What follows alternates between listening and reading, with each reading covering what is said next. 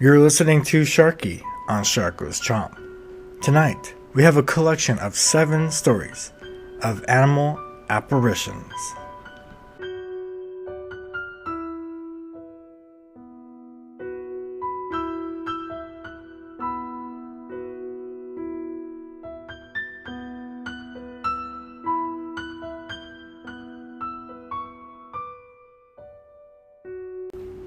Glowing Paw Prints, submitted by HoneyEyedGirl.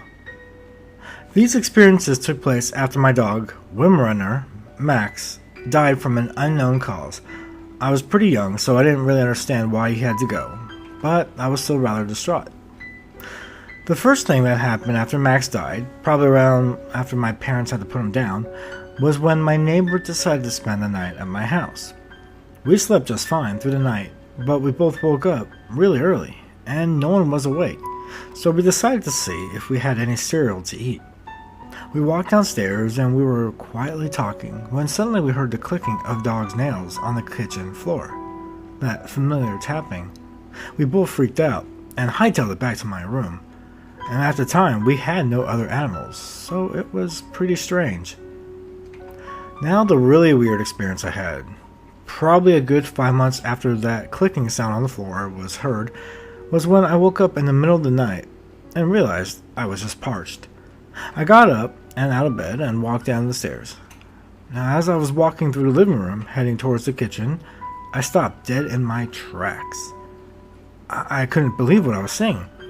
It looked like glow-in-the-dark paw prints on the floor, heading into my living room. It seriously reminded me of something out of Scooby-Doo. I thought maybe I was seeing things, so I calmly continued to get a glass of water, and as I walked back through the living room, they were still there. I couldn't believe it. I stared at them for a good 5 minutes, and they never moved, or changed brightness, or dimmed, or disappeared, or anything. I didn't get frightened because I actually thought they were pretty cool, and Max was a really friendly dog, so I had nothing to be afraid of anyways. It was still probably the strangest thing I had ever encountered though. Has anyone else ever experienced anything like that? Aaron.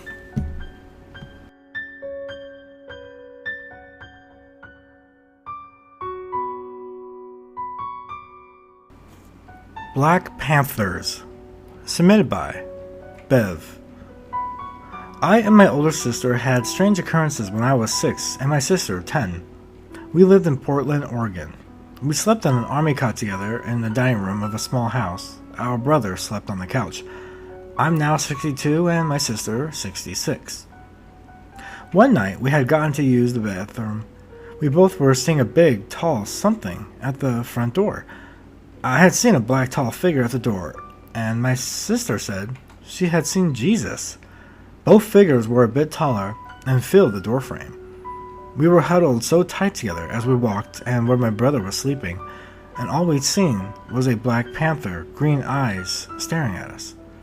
My sister said she could see our stepfather talking to whatever was at the door, but I didn't see it. We had to go through my mom's room to use the bathroom, and there was another, bigger, black panther on the other side of my mom's bed. We did not even see our mom. It wasn't aggressive, but its green eyes stared right through us. We kept our eyes on it and proceeded to the bathroom. While we were going through this, the house was like a walking through a haze. It was weird and mist. Another one was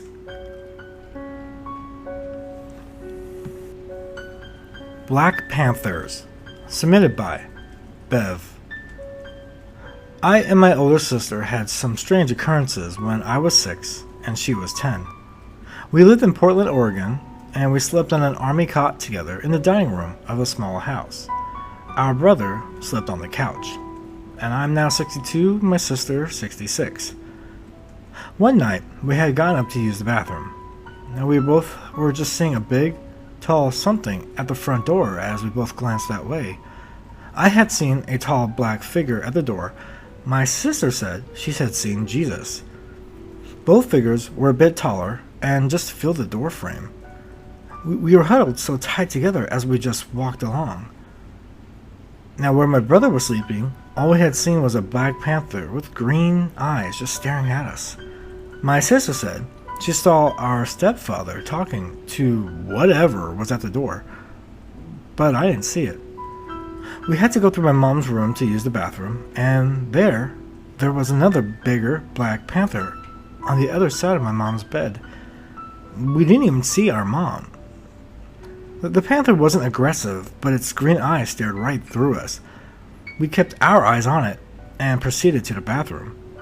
Now, while we were going through all of this, the house was like walking through a haze, as if like another dimension. Neither one of us recalled going back to bed, and this has haunted us throughout our whole life. The next morning, in the back of the house was an oil tank, and it was on the other side of our room. We noticed the next day that the tank had handprints on it, smeared in blood. Were we being protected? Did it have anything to do with the Panthers? My sister and I had no more occurrences ever again. I have, as my sister, had gone through a lot of troubled times. We all do in life. Now we have to wonder if that's what it was related to, or just what did it all mean?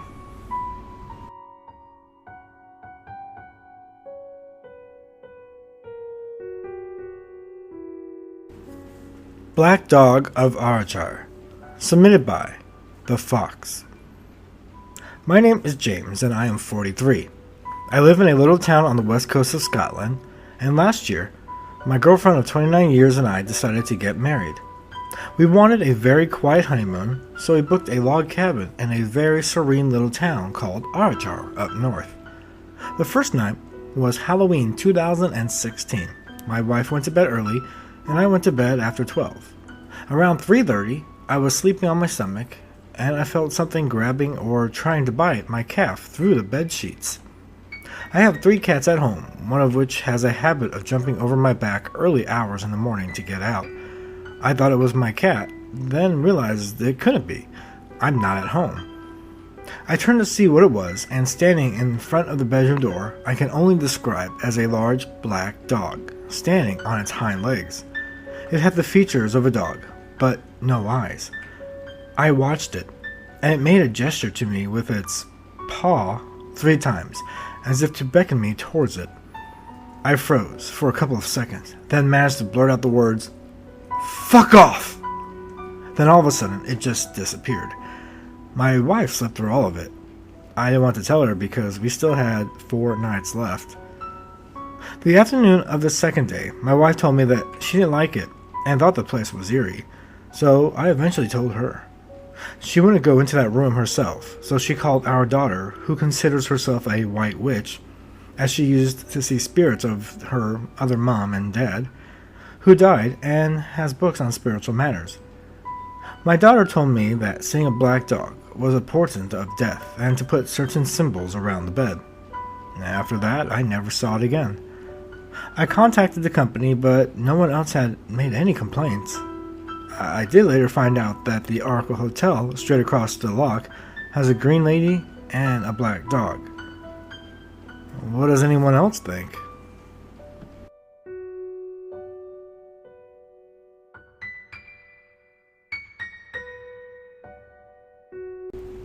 The Black Dog with Red Eyes, submitted by RufusMador.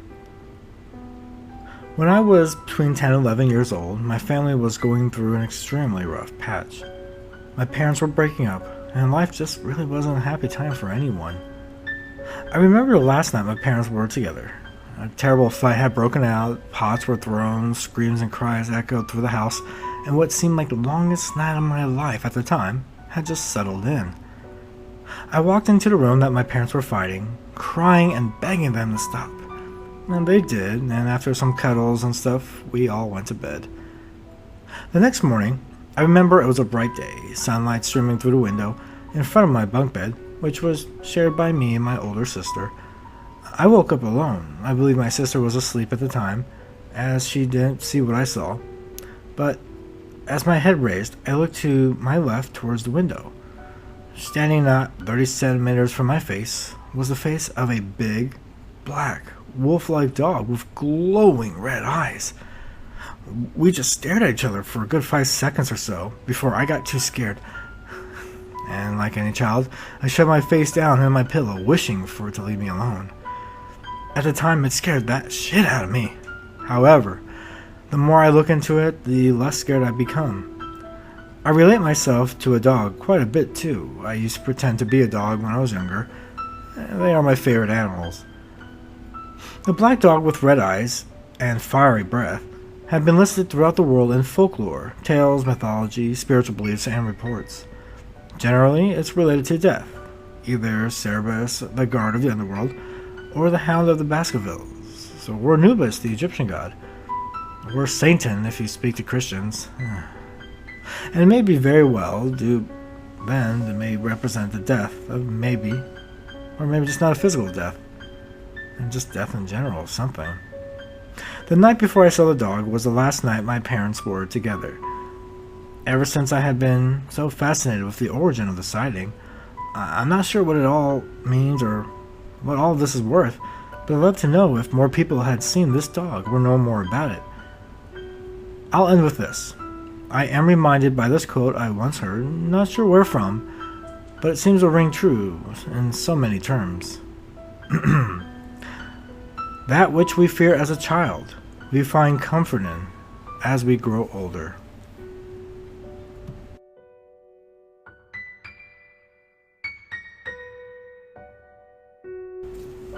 One last goodbye from an obedient friend. Submitted by Good212. This will be my first ever posting of my experience that I've posted anywhere. I've had some minor encounters here and there throughout my life, things breaking, dogs growling, and barking at nothing.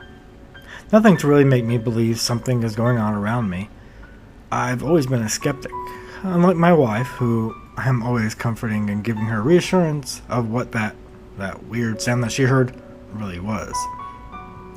When I was around the age of 14, something happened to me that always gives me chills, even when I think about it today, and at the same time, a sense of comfort. I was living in California at the time at Beale Air Force Base. My dad is a 24-year vet and was stationed there. I had one of those young love relationships where I was always by her side. I was totally in love, I'll admit. Her family had a dog named Patches, very old, and on its last breath by the time I was introduced to her. I never heard Patches bark, never really saw her lick anyone, but she would still come up to you and lay down for you, and just to give you a good rub down. I instantly took affection to her. I felt bad I never got to see her play around in her heydays, chasing balls full of energy, time of her youth. 6 months had passed, and I am still madly in love, always at her house. Patches is significantly worse by this time, and it's time for my girlfriend's family to make that hard choice. My girlfriend's parents weren't on the best terms, so I agreed to make the hard trip to the vet with my girlfriend's mom. I carried Patches to the car and let her lay in my lap for the ride, petting her, trying to make her feel comfortable. Also talked to my girlfriend's mom, trying to comfort even her. She started talking about how playful Patches was back in the day, and how she would jump on you and start licking you to death. I said I wish I could have seen how that was. I have never seen her lick anyone before. And I swear on everything, Patches very softly, like she had to be putting in a lot of effort, licked me on my hand. We were both very surprised at that time, as my girlfriend's mom hasn't even seen her lick anyone in a long, long time. We eventually got to the vet, and everything went peacefully, and then we headed home. That night, while I was back in my own house, I went to my room, shut the door, and I laid in bed thinking about my day. I eventually fell asleep and was awoken late at the night with a loud bark. It was not a dream, as I was fully aware of what was going on. My door cracked open, and I saw Patches, as a young pup, jumping and barking. My body went kind of numb, like I was slightly vibrating, and this went on for about 1 to 2 minutes. I couldn't do anything but just sit there, paralyzed. As quickly as Patches appeared, she just vanished. The door was still open. I was very scared at the time, and felt slightly confused, and it took me a very long time to drift to sleep. After it was over, I just lay there in disbelief, trying to find a solution to what had just happened. Of course, with no luck. When I finally had the courage to get out of bed, after the sun had come up, the door was still cracked halfway open. I always sleep with my door closed. I was a teen with privacy issues like any other teen. I called my girlfriend freaked out, but was too embarrassed to tell her what exactly had happened. I have only told my wife this story, really only to freak her out. Looking back, I think it was just Patches telling me her last goodbye, letting me know how healthy and playful she was, as if she was going over the Rainbow Bridge. If you can't tell, I'm a big dog lover, and I hope one day, when my current dogs unfortunately kick the bucket, that they too will come to say their last goodbye, as they head over to that same bridge.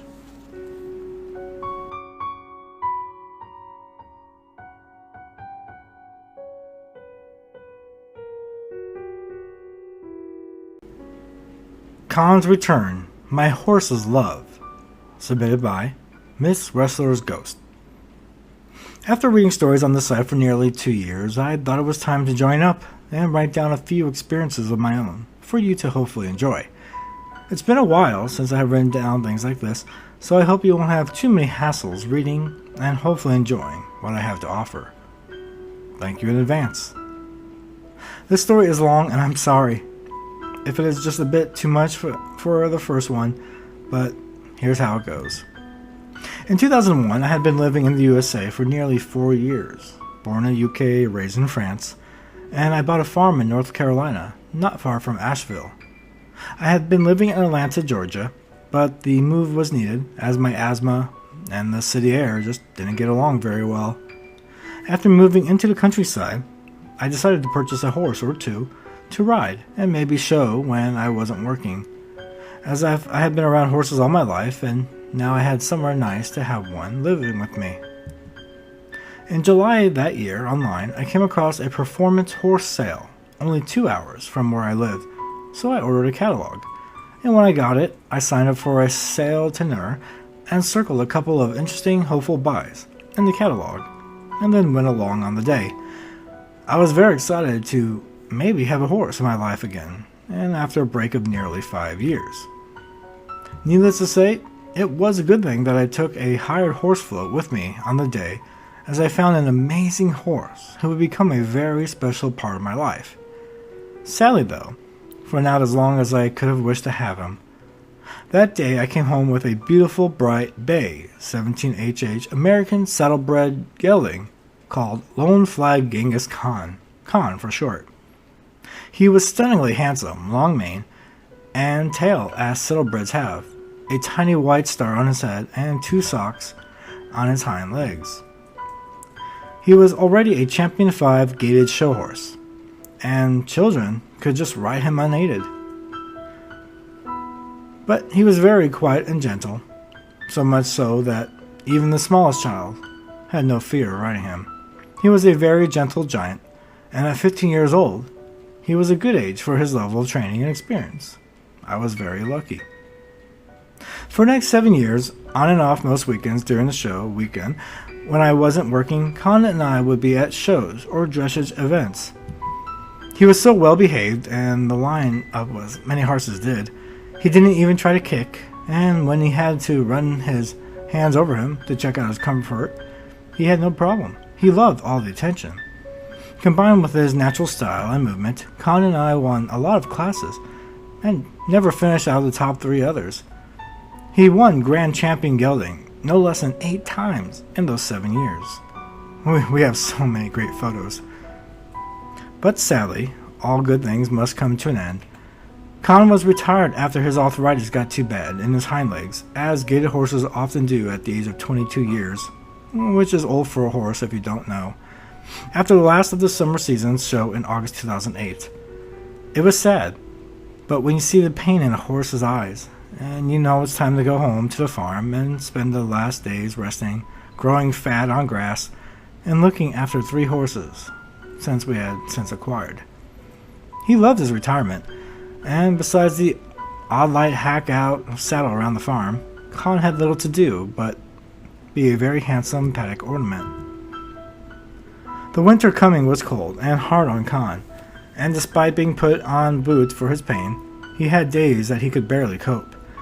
And at the end of November, it was decided with two top vets' advice that it would be kinder to put Con to sleep. So, after a big last breakfast and peppermint treat, since he loved those so much, and the last groom, Con was laid to rest on the 12th of November 2008, just after 11 a.m., and was buried under the apple trees in his paddock that he spent all of his home time there with us. He was buried whole in his favorite rug and halter, with a bundle of his favorite Lucerne hay and bag of peppermints. A small stone with his name marks his place. I thought I would never get over the loss of my best pal, and months later, I would still be grieving. I would visit his grave and talk to him and place fresh flowers there. The other horses missed him too. You would often see them going near the place we buried him, with their heads down low and sad. But I didn't think I would ever see him or hear from him again, until I passed over myself. Well, how wrong could I be? I should have known better than that with my gift, and having seen and spoken to many spirits before, that Con wouldn't try to just let me know he was okay. The first thing was hearing him. I was in the barn feeding and grooming the other horses and getting one ready to ride when I heard this whining coming from outside. All of our living horses were in the barn, and I could see them all. None of them was making any vocal noises. It happened 3 more times in quick closeness in time. The other horses looked startled for a second or two. Then they started to whinny back, like horses do when they are friends with whoever the horse is who whinnies first. I went outside the barn thinking a friend of mine, who lived nearby with her horses, might be riding up on her horse. But no one was around. Outside, I heard the noise twice more. It was coming from the area of the apple trees. And that's when the second thing happened, something I still can't believe to this day. I saw Con. I saw him, looking as real as life, and he walked out of the apple trees. And when he saw me, he took off galloping towards me in the paddock gate, the way he always did when he was alive, and saw me coming over to him when he was out in the yard. As he galloped towards me, he looked as real as any living horse, still with life. For a few seconds, I couldn't believe my eyes. I actually forgot.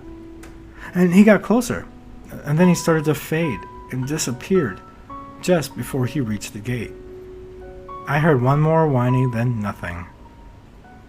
I believe he came back to say he was okay, and that he was still around and loved us. I miss him so much, but I'm glad he no longer is in pain or suffers, and once in a while, I still see him there, checking up on us, always in the grove of his trees, and just for a few seconds. Miss you, Long Flag Genghis Khan. Khan, my special boy. Always loved and resting in peace. We will meet and ride again, my friend, until that race comes across the heavens with the other great horses. And remember, I love you. Rest in peace, Khan. 1986 to 2008. No better horse one could ever want, for to touch my heart. Sleep well.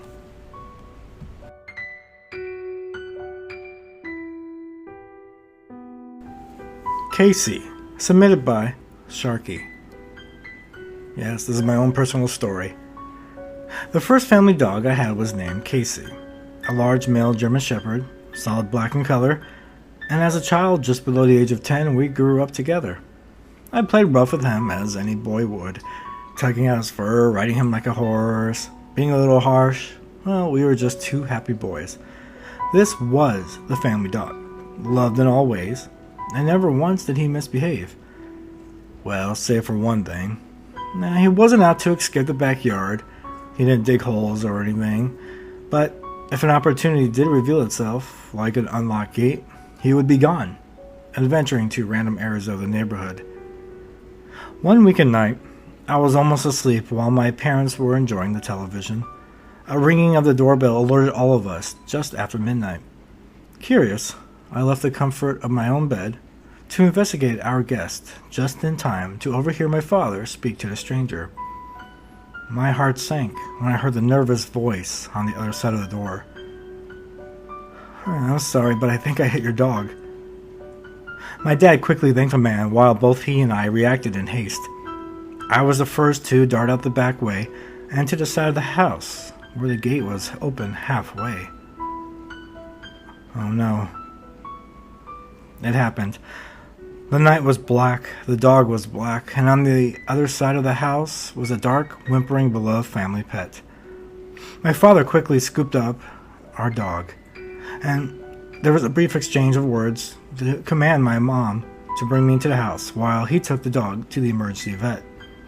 This was the last time I saw my dog. He had gone out, was hit as he crossed the street, and limped back home in pain just to be with his family. Weeks passed, and I got over it. Every owner learns what the bark of his dog sounds like, and even if 10 dogs are barking over the neighborhood, well, you know your dog's bark. I heard Kaycee's at night. While the dogs across the neighborhood started, Kaycee joined in from our backyard. When he was alive and I was home alone, I would let our outside dog, Kaycee, come in, with my parents never knowing. But I would let him jump on my bed and lay at my feet. I would let him watch TV, and feed him things from the table. I missed this feeling of his warmth at my feet, and one night, as I lay home alone, the dogs in the backyard began to bark, and Kaycee again joined into the chorus. When it stopped, I called for him, saying proudly out loud, "Kaycee, come here," and I waited. As if he heard me, I felt his energy enter through the locked back door, making his way down the halls of the house to my room. And then I heard his paws enter my closed door and jump onto the bed at my feet. I smiled, feeling the warmth of my beloved dog. I challenged my positive hopes by sliding my hand down the bed, feeling the indent where he lay. My hands felt warm, and it felt the softness of fur. I raised my hand, lifting it from the bed, to his sleeping height, and could feel the edge of his body warmth to the coldness of the air in the room.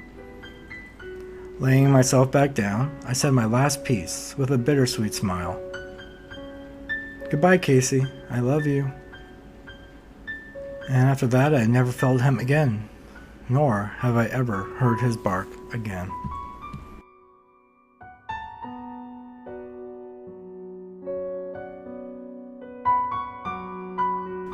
You're listening to Sharky on Shark Ghost Chomp. Thank you for listening to tonight's stories, and do share if you have any stories of your own of pets, animals, apparitions, or anything weird. You can submit your stories to stories4Sharky@gmail.com. Have a good night.